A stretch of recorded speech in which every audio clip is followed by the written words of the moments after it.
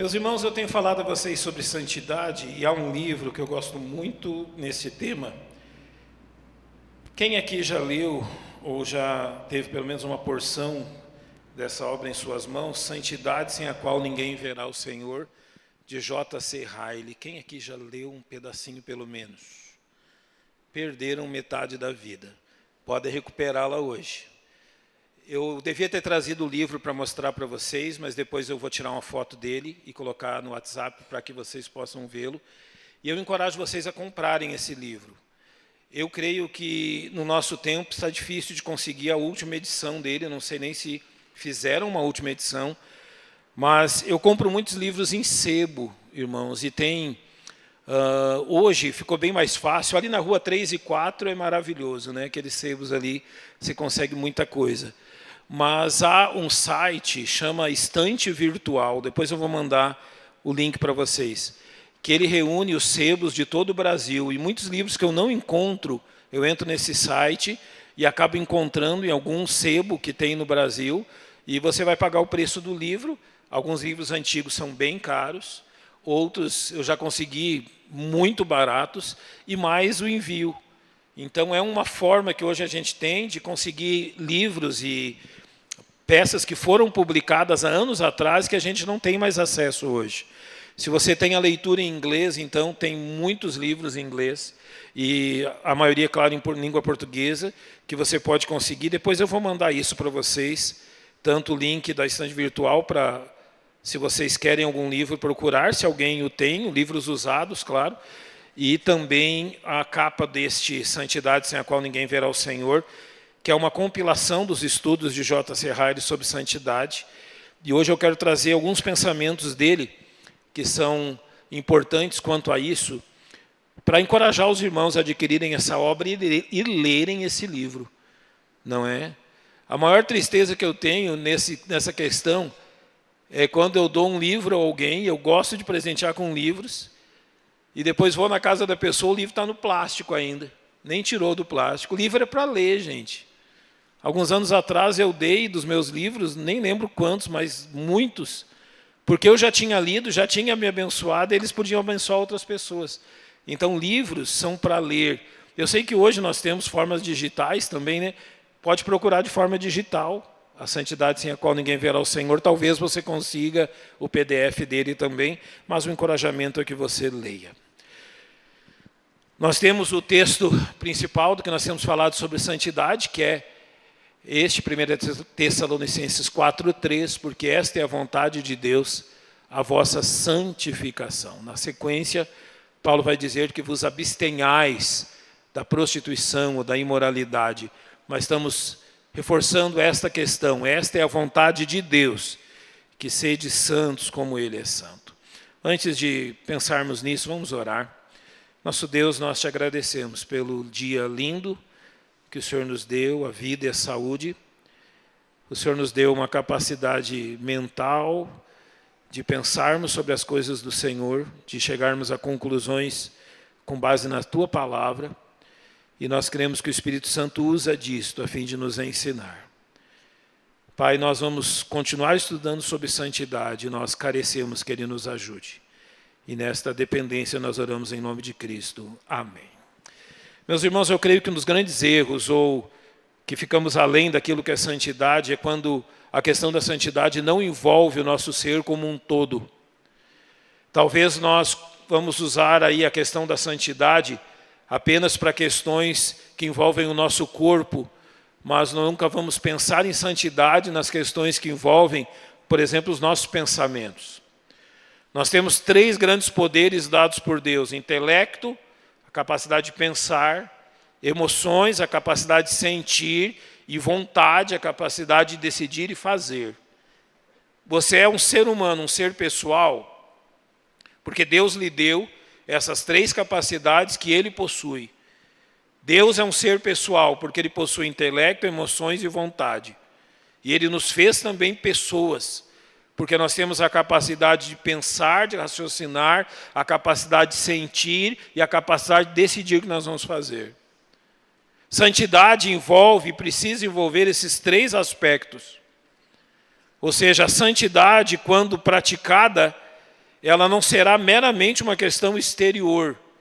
E notem, uma santidade meramente exterior, ela pode também ser praticada por um incrédulo. Pedro vai dizer isso no capítulo 2 da sua segunda carta. Ele vai dizer que o incrédulo, no verso 20, ele pode livrar-se das suas contaminações, ou seja, aquilo que suja o exterior, mas ele não pode limpar o que tem dentro. É por isso que Jesus chamou os fariseus de sepulcros caiados, muito bonitinho por fora, miserável por dentro. Ou seja, se a santidade não alcança o seu intelecto e as suas emoções, ela ainda não é uma santidade prática, porque ela precisa envolver tudo aquilo que nós somos. E eu quero demonstrar-lhes de algumas formas desta manhã como isso realmente age, não só nas questões exteriores, mas a vontade de Deus, a santificação, ela age em nossa mente, em nossas emoções, em nossas decisões. Primeiro, a santidade, nós podemos descrevê-la assim, é o hábito de ter a mesma mente de Deus, ou seja, nesse sentido, é o hábito ou a forma de pensar como Deus pensa, literalmente desta forma. E como isto se dá? Uma das questões mais difíceis, irmãos, que nós enfrentamos quanto à santidade é que nós não concordamos com certas proposições que Deus apresenta na sua palavra. Infelizmente, muitos de nós, se não todos nós, há um ponto que nós chegamos e dizemos assim, olha, até aqui tudo bem, mas daqui para frente está passando o limite. Um dos maiores erros que nós cometemos em santidade é isso. Olha, até aqui, até entendo. Mas dizer que eu tenho que mudar isso em minha vida, já é um pouquinho demais. Olha, que a Bíblia me exija isto ou aquilo, nota, eu não comecei nem a usar exemplos ainda. Que a Bíblia diga que eu tenho que ser assim, assim, assim, assim, tudo bem. E lembro-me bem, mais de 20 anos atrás, quando falando disto, uma pessoa da igreja levantou-se e disse assim, pastor, olha, nós queremos ser santos, não santarrões. Eu não quero virar esse tipo de crentão, que todo mundo na rua vê que eu sou crente. Eu pensei assim, olha, eu achava que esse era o nosso objetivo, né? Eu pensava que as pessoas deviam nos identificar como cristãos, e não como mundanos. Mas, infelizmente, irmãos, nós temos uma dificuldade com isso, de concordar com Deus em realmente tudo aquilo que Ele diz, e não só nas partes que nos agradam. E a santidade envolve isto. Salmo 19:9 diz que os juízos do Senhor são verdadeiros e justos juntamente. Pode passar adiante, eu creio que eu coloquei esse verso. Não, eu acho que esses... Deixa eu só conferir se esta é... Esse é o que eu enviei hoje, Natan? Vamos confirmar depois se eu estou certo aqui Senão depois eu vou precisar passar os slides certos para vocês. Os juízos do Senhor são justos e verdadeiros juntamente. E se você pode me acompanhar na sua Bíblia, há um texto em Provérbios 6 que você conhece muito bem. Provérbios capítulo 6, versos 16 a 19. Vamos usar as nossas Bíblias. Ele diz assim, estas 6 coisas o Senhor odeia e a 7ª sua alma abomina. Você lembra quais são? Ele diz assim, olhos altivos, língua mentirosa, mãos que derramam sangue inocente, o coração que maquina pensamentos perversos, pés que se apressam a correr para o mal, a testemunha falsa que profere mentiras e o que semeia contenda entre irmãos. Notem que dentre essas questões que Deus diz que nós devemos nos afastar, há coisas que literalmente a sua alma abomina. O que significa que a sua alma abomina, que Deus odeia tais coisas, que tais coisas são pecado. Mas notem entre elas o que são olhos altivos. Qual é um dos pecados que nós somos mais culpados de cometer? Orgulho. Língua mentirosa, e aquele não está dividindo entre classes de mentiras. Coisas graves, mãos que derramam sangue inocente. O coração que maquina pensamentos perversos. O que é um coração que estrutura, que pensa, que planeja pensamentos perversos, gente? Como é que funciona isso? Dá um exemplo para mim disso. O que é um coração que maquina pensamentos perversos? Vamos lá, não adianta a gente ler e não entender o que está lendo, né? Primeiro, oi? Ótimo. Um pensamento perverso é sempre querer ter vantagem sobre as pessoas. Que mais que pode ser um coração que maquina pensamentos perversos? Desejar um mal de toda sorte. Desejar e planejar prejudicar alguém. Isso é um pensamento perverso? Envergonhar alguém. Olha, quando eu encontrar fulano, eu vou dizer algumas coisas para ele que ele vai morrer de vergonha. Você já percebeu que Deus odeia esse tipo de coisa?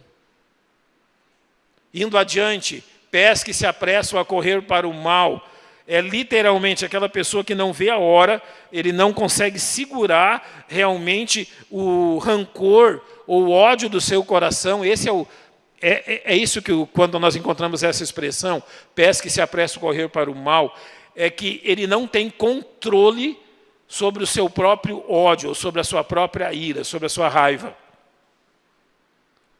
Olha, eu não tenho controle sobre esse impulso de responder para quem falou mal de mim ou de pagar na mesma moeda. Deus odeia isso. E finalmente ele diz, a testemunha falsa que profere mentiras, e a sétima, que é aquilo que ele abomina, o que semeia contenda entre irmãos.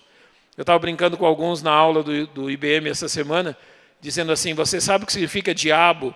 Diabo é literalmente a palavra em grego diabolos. E lembra que antigamente tinha um brinquedo que chamava diabolos? Alguém aqui brincou com o diabolos? Como é que era? 2 cordinhas, a gente segurava aqui, e era uma bola que a corda passava no meio dela. E quando eu abria as mãos, a bola ia, né? Daí o de lá jogava para cá. Por que chamava diabolos? Porque diabolos, dia é jogar contra, ou seja, jogar uns contra os outros. Então, diabolos, você jogava a bola para lá, o outro jogava para cá. Literalmente isso. Aquele que semeia contenda entre irmãos. A santidade envolve todas essas coisas. O abominar aquilo que Deus abomina, mas também o amar o que Deus ama. João 3,16 claramente nos diz, porque Deus amou o mundo de tal maneira que deu seu Filho unigênito, para que todo aquele que nele crê não pereça, mas tenha vida eterna. Quantos estavam aqui quando o pastor Everton pregou para nós no início do ano, como amar o mundo, como é que era o título da mensagem exata? Era tão genioso o título da mensagem que eu não consigo dizer certa. Como não amar o mundo se Deus o ama? Era isso? Não era esse o título da mensagem do pastor Everton? Como não amar o mundo se Deus o ama? Não é, ou seja, do jeito certo. Como Cristo fez, e que é citado em Efésios 5:25, vós maridos, amai vossas mulheres, como também Cristo amou a igreja. Talvez a forma que um marido mais não pratica a santificação seja pecando contra essa ordem. Exatamente não amando como deve amar. E ao abominar o pecado e amar o que Deus ama, o cristão então pratica a santificação. Notem que tudo isso é incluso, tudo está incluso nessas verdades, como em Filipenses 4:8, quanto ao mais, irmãos, tudo que é verdadeiro, tudo que é honesto, tudo que é justo, tudo que é puro, tudo que é amável, tudo que é de boa fama, se alguma virtude, se algum louvor, nisso o quê? Pensai. A santificação inclui intelecto, emoções e vontade. E nós usamos o nosso intelecto para essa função do pensamento. E a grande dificuldade ou a grande gravidade desses pecados, que eu chamo de pecados particulares, é que você pode praticá-los por muito, muito tempo, sem que ninguém ao seu redor perceba. Você pode praticar pecados particulares em sua mente o dia inteiro.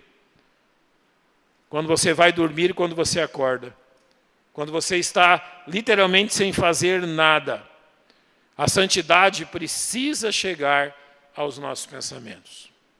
A santidade precisa incluir aquilo que pensamos. Eu creio que uma forma de resumir isto é que realmente o nosso comportamento, a nossa mente, as nossas afeições sejam semelhantes à de nosso Salvador, a ponto de 1 Pedro 2,21 dizer: porque para isto sois chamados, pois também Cristo padeceu por nós, deixando-nos um exemplo para que sigais as suas pisadas, ou seja, aqui imitar o nosso Salvador é algo importante e bom. Olhando dentro dessas questões, irmãos, nós vamos reconhecer que um homem santo, ele vai se esforçar para evitar todo tipo de pecado conhecido. Ou seja, não importa se esses pecados estão na mente, nas emoções ou na sua vontade. A santidade é praticada quando nós nos esforçamos literalmente para evitar todo tipo de pecado e que reconhecemos. Se você pode acompanhar comigo em sua Bíblia, Romanos capítulo 8, o verso 5, bem conhecido, vai dizer assim: porque os que são segundo a carne inclinam-se para as coisas da carne, mas os que são segundo o Espírito, para as coisas do Espírito. Inclinar-se, literalmente, é fixar a mente em algo, envolver toda a sua atenção. Então, nós podemos dizer assim: porque os que são segundo a carne, eles pensam segundo a carne, mas os que são segundo o Espírito, a mente deles está voltada para as coisas do Espírito. Então, aqui a gente pode fazer um pequeno exercício mental. Você está preparado para ele? Você não precisa me responder. Mas eu gostaria que você pensasse sinceramente nisso que eu vou lhe perguntar. Não tem no dia aquele momento que a gente pode pensar no que quiser, sem responsabilidade. Homens gostam de deitar no sofá e entrar no seu mundo do nada, não é? E se a esposa pergunta assim: está pensando no quê? O que o homem responde? Nada, e é verdade, viu? Está pensando em nada. No momento que você pode direcionar sua mente para onde você bem entender, para onde você direciona ela. Quer um exemplo que eu não quero deixar você preocupado, mas que é bem claro. Você já tomou anestesia geral? Tem uma hora, quando a gente está voltando na anestesia geral, que as funções neurológicas estão voltando também, né? E daí a gente começa a falar coisa com coisa. Misericórdia, sai cada coisa. Você já viu isso? Já teve com alguém voltando de cirurgia e a pessoa começa a falar coisas que você imagina da onde está vindo isso? Eu lembro da dona Ana Harman, testemunhando do pastor João Harman, que numa das últimas cirurgias que ele fez, enquanto ele estava voltando da cirurgia, ele começou a citar dezenas e dezenas de versículos. Lembra dela? Ela contou isso aqui na igreja, vocês lembram disso? E ele começou a citar versículos, as pessoas perguntando ao redor o que era aquilo. E ela assim, ó, é o que tem na cabeça dele. Ou seja, isso é uma função que a gente chama involuntária. Você não planejou nem está querendo fazer aquilo voluntariamente, mas as funções do cérebro estão sendo realizadas, então isso acontece. E se fosse comigo ou com você, o que sairia?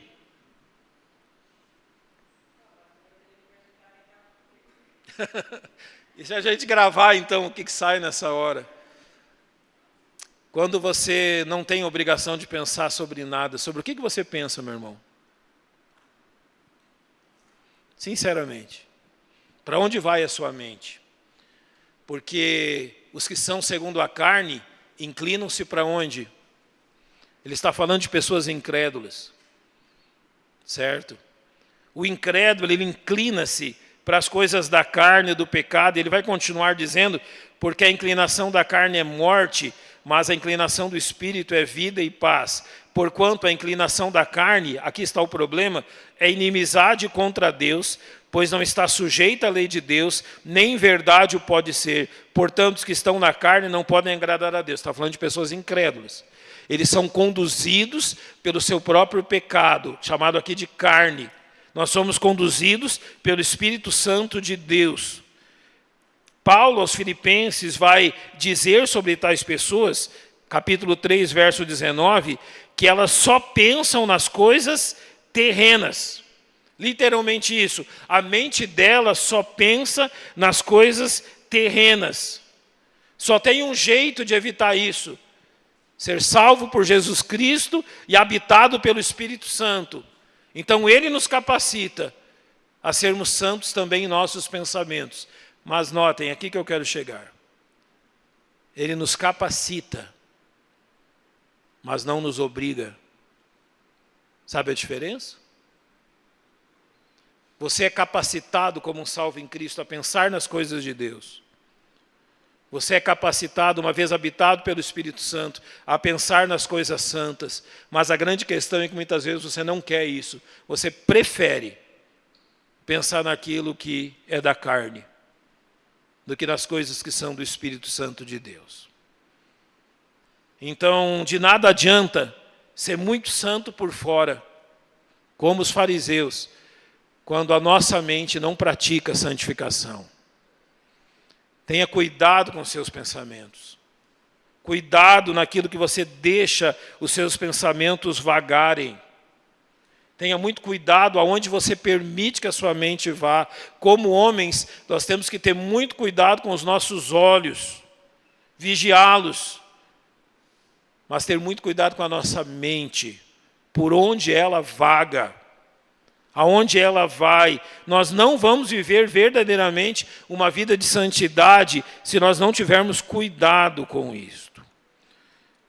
Também um homem santo, ele se esforça, e esse esforça-se quer dizer que ele trabalha para ser semelhante ao Senhor Jesus Cristo. E em Romanos 8:29 é nos dito algo importante, porque os que dantes conheceu, também os predestinou para serem conformes à imagem de seu Filho, a fim de que ele seja o primogênito entre muitos irmãos. A palavra predestinou significa determinar a forma, realmente o destino deles. Então, aqueles que dantes conheceu, os predestinou. Ele determinou a forma. Eles serão semelhantes à imagem de seu Filho. Ou seja, hoje e por toda a eternidade, Deus está trabalhando para tornar-nos a imagem de Jesus Cristo. Isso vai acontecer. Não há dúvida nenhuma. Se você é um salvo em Cristo, se você crê em Jesus como seu Salvador, isso está acontecendo e isso há de continuar acontecendo por toda a eternidade no céu. É inevitável. Deus vai transformá-lo à imagem de Jesus Cristo. Só que enquanto estamos aqui na terra, isto que é inevitável pode ser atrasado de muitas e muitas formas. Unicamente por causa da nossa vontade. Unicamente por aquilo que desejamos e praticamos. Literalmente, irmãos, nós sabemos que Deus fará isso conosco. Mas podemos simplesmente não colaborar. E aqui a expressão esforço quer dizer não trabalhar juntos, para que isso a cada dia mais se torne uma realidade. Então eu tenho que abrir um parênteses para dizer algo a vocês. Uma vez que ser transformado à imagem de Cristo é inevitável, e que grande parte de nós, literalmente, não quer isso, não quer. Se o Senhor Jesus Cristo viesse a esse mundo hoje, como que ele seria tratado? Vou fazer uma pergunta menor e mais significativa. Se o Senhor Jesus viesse a esse mundo hoje, como que ele seria tratado nas igrejas batistas fundamentalistas? Vamos ser sinceros.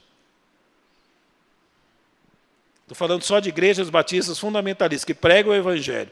Se o Senhor Jesus viesse ao mundo hoje, da forma que ele veio há 2000 anos atrás, como que ele seria tratado nas igrejas batistas fundamentalistas? E eu não tenho temor em dizer-lhes que, na maioria das vezes, as pessoas desejariam que ele não estivesse ali. Literalmente. Que ele não estivesse ali. E é assim que nós tratamos o fato de nós sermos transformados à imagem dele. Eu não quero me destacar tanto, eu não quero que as pessoas me vejam apenas como um cristão. Eu quero outras coisas para a minha vida. Então, ser transformado à imagem de Cristo não está dentro das minhas prioridades. Eu tenho uma notícia para você. Talvez você não queira isso. que essa velha criatura seja transformada a este ponto. Então, a notícia da palavra de Deus é: Deus vai lhe convencer que isso é o melhor. E talvez não de uma forma sem dor, mas de uma forma bem dolorosa. As decepções da vida, o preço do pecado, aquilo que vai se acumulando sobre o nosso viver, simplesmente nos ajudam a perceber que o caminho de Deus é melhor.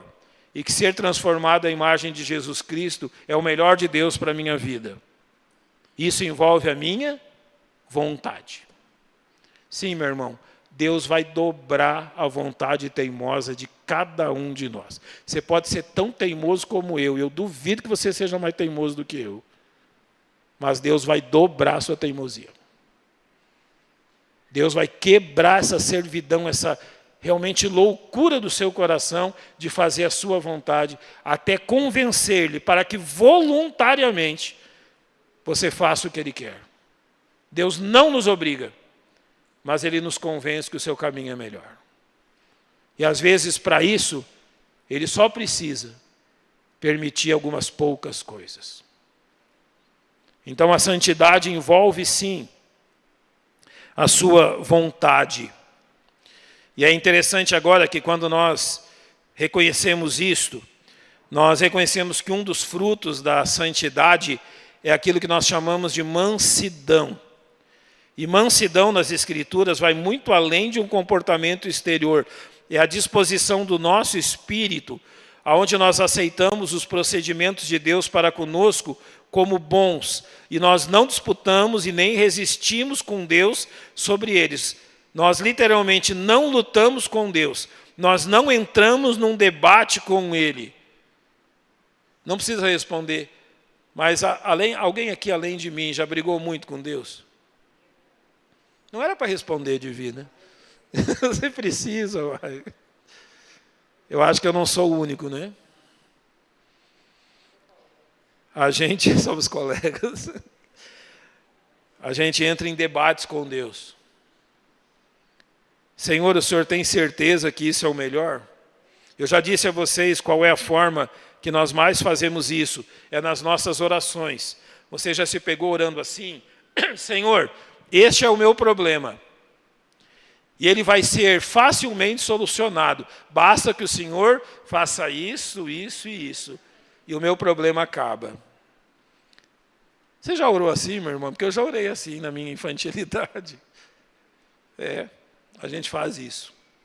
Nós não somente queremos dizer para Deus qual é o problema, mas nós queremos ensiná-lo como Ele pode facilmente resolver os nossos próprios problemas. Sabe o que é mansidão? Mansidão é quando a gente não discute com Deus. E isso, então, é refletido em algumas qualidades que também, algumas são frutos do Espírito, como longanimidade, gentileza, paciência, brandura. Eu vou usar 2 exemplos. Você lembra de Davi? Pode abrir sua Bíblia se quiser. 2 Samuel capítulo 16. Lembra de Simei? Você lembra o que acontece em 2 Samuel 16, sim, a partir do verso 5? Davi está fugindo de quem? De Absalão. Ele está indo ali por um vale que está do lado de Jerusalém. Simei odeia Davi, mesmo Davi sendo rei. E você lembra o que Simei faz com Davi? Ele vai acompanhando o cavalo do rei, fazendo o quê? Xingando, jogando pedra, cuspindo. Podemos imaginar o que Simei estava fazendo.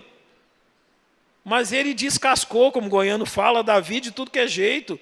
Um dos guerreiros diz: Senhor, basta uma palavra tua e com a minha espada eu corto a cabeça desse cão. Os homens já estavam furiosos com Simei. Você lembra o que Davi respondeu? Você lembra qual foi a reação de Davi? Quem lembra?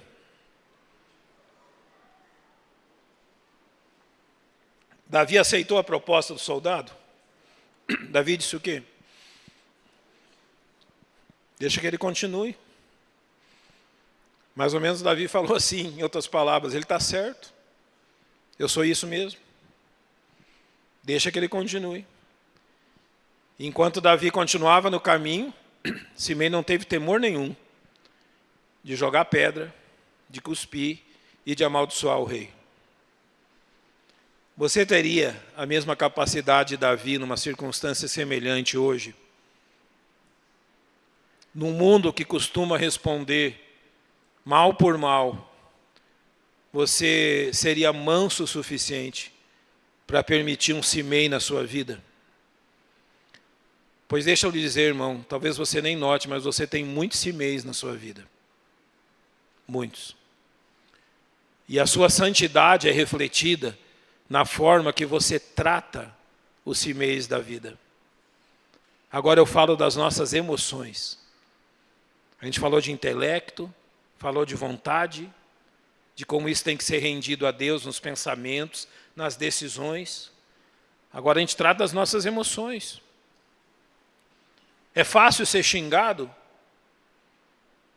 É fácil ser humilhado em público? É fácil não reagir? Os homens de Davi já estavam ali prontos para cortar a cabeça do homem. Davi mansamente diz, não. Deixa o homem falar, ué. Deixa ele falar o que ele quer. Eu lhe desafio depois a continuar lendo o texto e descobrir o que aconteceu com Simei. Mas a santidade se demonstra também em mansidão. Você pode ser muito santo por fora e não ter mansidão nenhuma.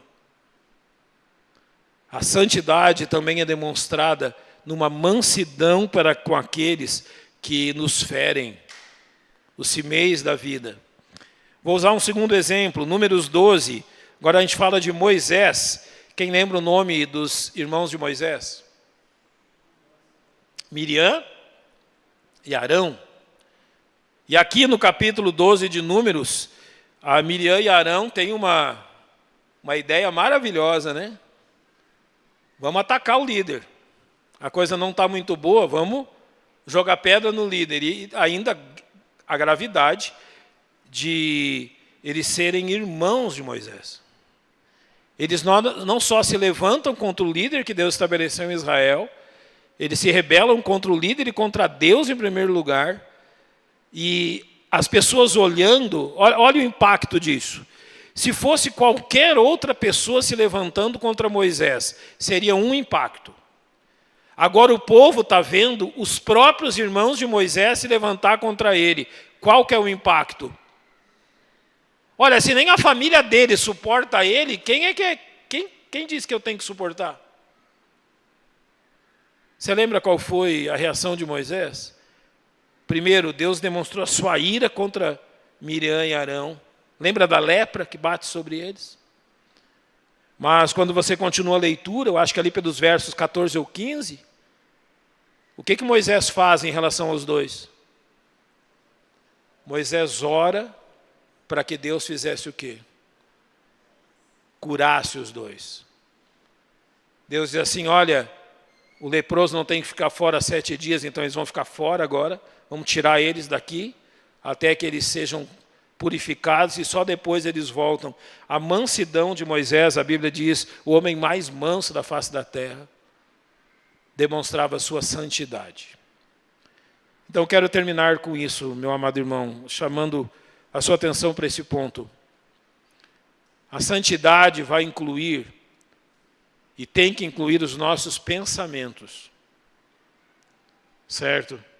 Você é santo, isso precisa atingir os seus pensamentos. Seus pensamentos devem ser santos, realmente livres de toda impureza. Suas decisões precisam ser santas. Santidade que não atinge a minha vontade não é santidade. Olha, por que você está fazendo isso? Porque eu decidi fazer isso. Quer ver um exemplo, homens? Vocês já perceberam que amar a esposa é uma decisão? Ou você não concorda com isso? Amar a esposa é uma decisão ou não é uma decisão? É uma decisão. Assim como amar a Deus também é uma decisão. Amar aos filhos é uma decisão.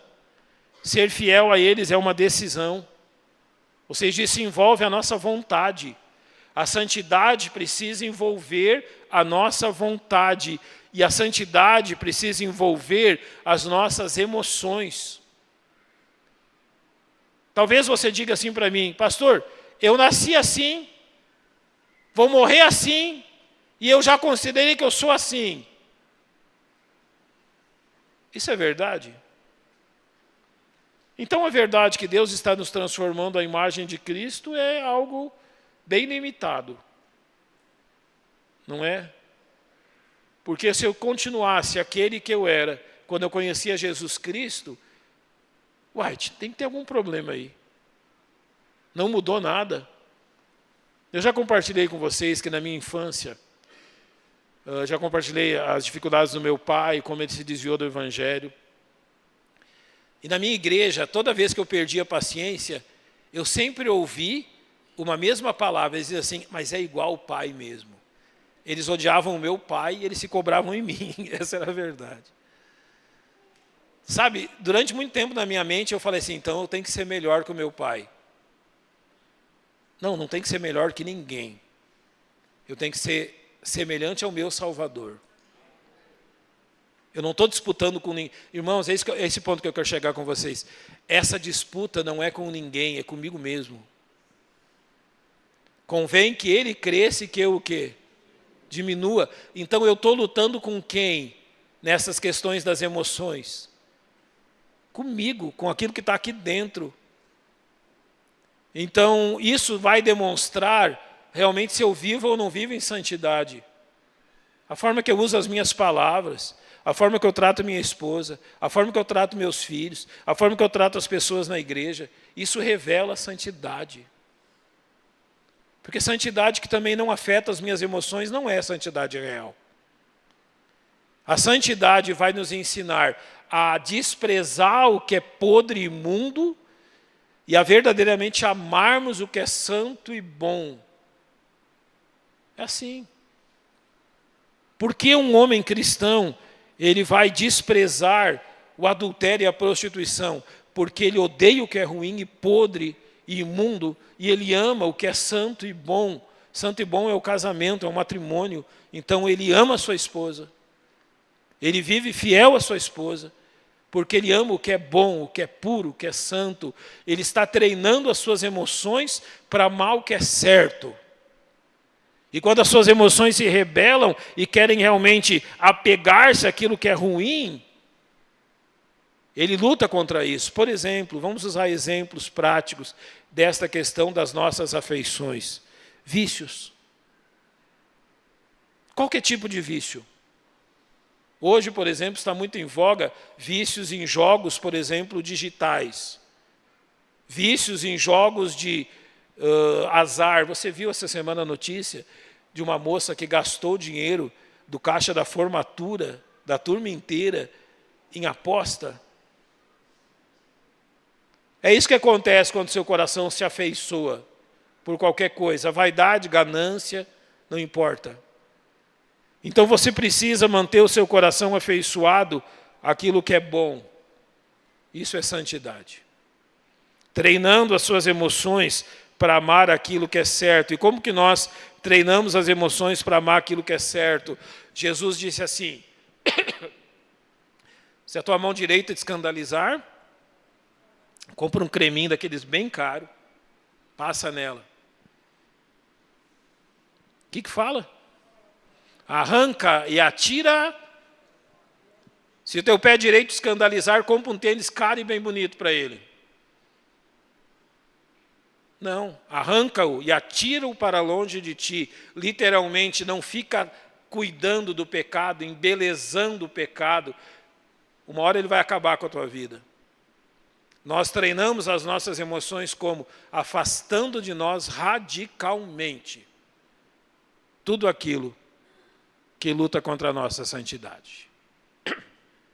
Aquilo que Jesus fala ali, em Mateus, no Sermão da Montanha, é melhor entrar manco na eternidade do que tendo os dois pés, seres condenados ao inferno. Ele está falando sobre a malignidade do pecado.